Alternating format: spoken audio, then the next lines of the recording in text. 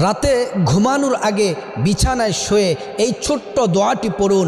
প্রিয় নবী মুহাম্মদ সাল্লাল্লাহু আলাইহি ওয়াসাল্লামের পবিত্র জবান মোবারকে বলছেন, আল্লাহর কোনো বান্দাবান্দি রাতে শুয়ে বিছানায় ঘুমানোর আগে এই দোয়াটি যদি পড়ে আল্লাহ তাআলা জীবনের সমস্ত গুনাহগুলো মাফ করে দিবেন।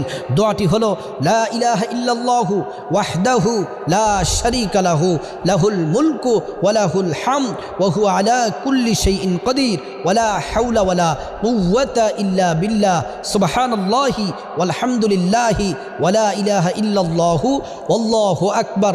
আল্লাহর রাসূল বলছেন, যদি রাতে ঘুমানোর আগে এই দোয়াটি পড়ে কোনো নর নারী এই দোয়াটি পরে যদি ঘুমায়, সমুদ্রের ফেনা পরিমাণ যদি গুনাহ থাকে আল্লাহ তাআলা গুনাহগুলা মাফ করে দিবেন। সাথে যদি আপনি ইস্তেগফার পড়ে কবিরা গুনার জন্য যদি তওবা করেন, অনুতপ্ত হন, আল্লাহ তাআলা জীবনের কবিরা সগীরা বড় ছোট সব গুনাহ আল্লাহ তাআলা মাফ করে